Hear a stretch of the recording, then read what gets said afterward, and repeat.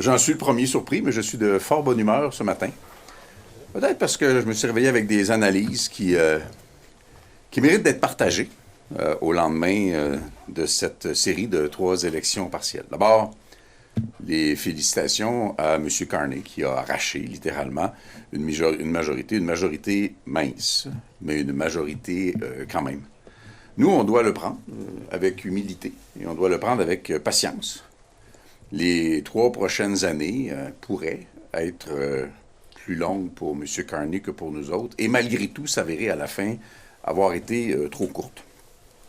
Je mentionne qu'il a récupéré des comtés qui, dans les 3 cas, étaient occupés avant d'être libérés par des députés libéraux en 2025. Donc, sa majorité ne tient pas aux élections complémentaires d'hier.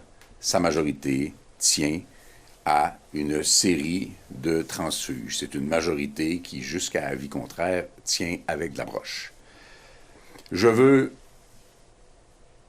sincèrement, chaleureusement et intensément féliciter Nathalie Sinclair-Desgagnés, dont la dernière année a été littéralement héroïque.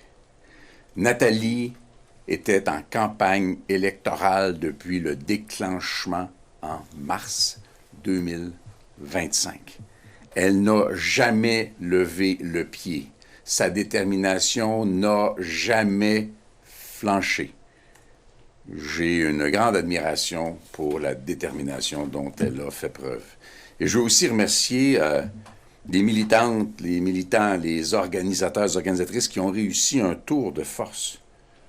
Faire si bonne figure, et on y reviendra, face à une vague qui, à bien des égards, semble encore plus forte que celle d'avril dernier. Cela dit, malgré les apparences, le mandat du Bloc québécois n'est mathématiquement pas plus faible qu'en avril dernier, mais bien plus fort. Le résultat est décevant, mais il n'est pas du tout gênant.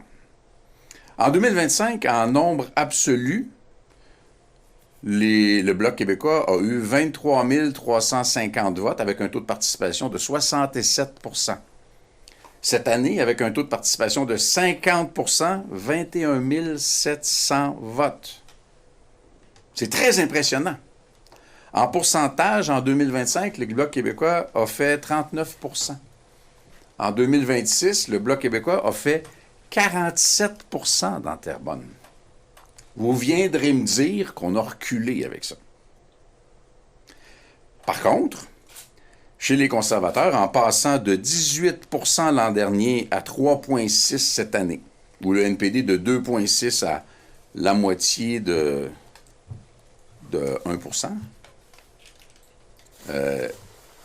on voit bien qu'il y a un ensemble important de votes qui sont partis sur le marché et que ces votes-là, dans le contexte d'insécurité qui encore caractérise la réalité canadienne et québécoise, les folies de Donald Trump, les incertitudes économiques, ont fait en sorte que cet effondrement du vote des conservateurs et du NPD est allé renforcer le vote du Parti libéral. Puis c'est correct, puis c'est pas un reproche, mais c'est une fierté pour nous de dire, écoutez, nonobstant tout ce qui s'est dit et les spéculations qui animent la manchette partout, là, le Bloc québécois a performé mieux que l'année dernière dans Terrebonne.